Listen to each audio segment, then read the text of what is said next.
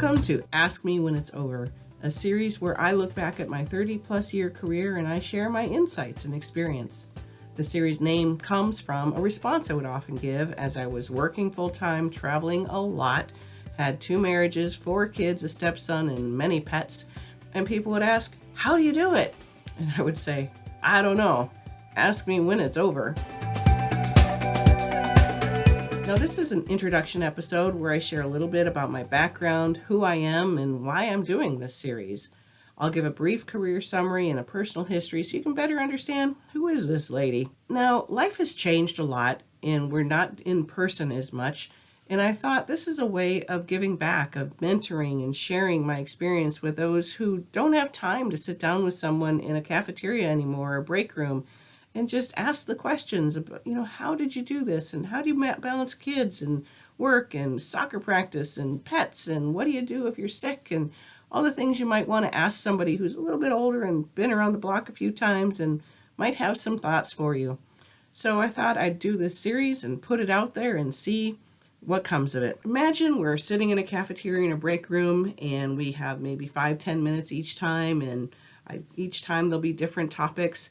I'm going to cover things like work-life balance, people management, project management, organizational change, and even some of the challenges of working in a regulated industry. I happen to work in the medical device and pharmaceutical industry, so I can share my insights there. So I'm going to explain what's worked for me, what's not, and in each episode I'll try and give you something to reflect on or an activity to try. Now, I've had a rather unique career and what I would call a rather robust life. I've faced a variety of challenges, both personal and professional, and I'm in the later part of my career where you would call it the empty nest stage, and I can look back on things with the benefit of hindsight and the luxury of some time. And I can look and say, well, how did I do it? What did work for me? What life lessons did I get from that, and might someone else benefit from? If you wanted to explain kind of who I am in a nutshell, what some people call your elevator speech, I'm somebody who learns quickly, organizes chaos, and can translate almost anything to almost anybody. And I don't mean that in a language translation perspective. I mean in trying to help the CEO understand what the technical engineer is trying to tell him, and vice versa. I also have a career motto. I try to do things so that people don't go home in tears, because it just doesn't have to be this hard. Now, I'll give you a brief history of my career and my personal life. So from a personal side, I grew up in a small town in Minnesota. Both of my parents were school teachers. I have 2 sisters. And we grew up with what I would call a strange sense of celebrity. Not that we were famous or special. It's just that everyone knew who we were. And I also grew up kind of a goody two-shoes because I didn't dare get in trouble, because by the time I got home, my parents would know about it already. So it just wasn't worth it. I actually got married relatively young. I've had 4 kids, or I joke that I had 2 kids twice. I have a stepson, and my 2 older kids are married, and they each have children, so I'm a grandmother. And we all get along great. My ex-husband and my current husband, we're all friends. We go on vacations together. We do holidays together.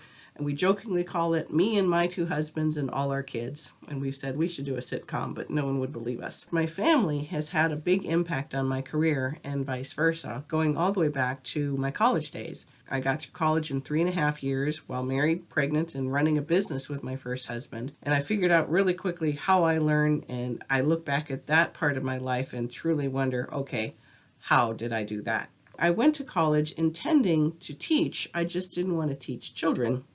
So I was going to be a math professor. So I started out doing college level calculus and quickly figured out I wasn't as very good at that. And so that wasn't going to work. And I thought, well, where else do you teach non-kids? And I thought, business, HR departments. That's where training departments are. So I actually got a degree in business administration with a HR focus, intending to eventually work in a training department. Now, I've actually never worked in an HR department or a training department, but I've done a lot of training. Now, I ended up going to Wisconsin soon after graduating college and had the baby and worked in a little part-time job just to get out of the house, had my second baby, but quickly figured out that doing the stay-home mom thing was not for me. Now, I felt a sense of guilt about that. I really felt like I should have been able to do that, but it just they were better off at a happy daycare than at home with me. I figured out we were eating way too much mac and cheese and watching way too many Disney movies for it to be healthy for any of us. So I found a great daycare and I took a full-time job. Now that job really taught me a lot about work-life balance, because one of the most important career mentors I met was at that job. He was my peer, but he was actually someone who was a retired millionaire who had taken the job because he wanted to, because he was bored, and he just thought this looked like fun. So I learned that you work because you want to, and you find ways to enjoy it. Soon after we started working together, he got diagnosed with cancer. About 6 weeks later, slipped into a coma, and a few weeks later passed away. So I really was reeling from that and saw the importance of work because you like it. Life's too short to do anything else. So soon after that, we did move back to Minnesota, and I took another position. It was kind of a help desk job, but it was for a consulting firm called Anderson Consulting. Now they're now known as Accenture. And I did the specialty project for about 2 years, and then I moved into what's called mainline consulting, where you travel around and do a lot of consulting for all over the world. And I ended up getting incredible training in organizational change and adult learning theory and business process reengineering that has absolutely shaped my career. I ended up divorcing during that time and trying to do custody and that crazy travel. I would get up on a Sunday, take the kids to their dads, get on an airplane, fly wherever I was going that week, work intense hours. And they were trying to be family friendly, and they let me fly home midweek. I was usually flying home by maybe a Wednesday night and still had to work on Thursday and Friday, but had the kids in the evening, and then I would have them all day Saturday, and then I would do it again, drop them off at their dad's on Sunday, and go do it again. And I kept that up for probably 18 months, and it nearly killed me. It was just too much. So I decided to take a job somewhere that didn't require me to travel. I did another little small consulting firm, and they were great, and I really loved it, but then they were about to make me travel, and I thought, nope, I can't travel anymore. I need to be home. So I left the consulting, and I went and took what I called a career vacation. And I took a tech writing job at a company that I didn't know much about, but it turned out it was a medical device company called Guidant. And I just fell in love with the medical device industry, and I've not looked back. And that was in 1999. Throughout my career, I have developed organizational skills and project management skills and people management skills.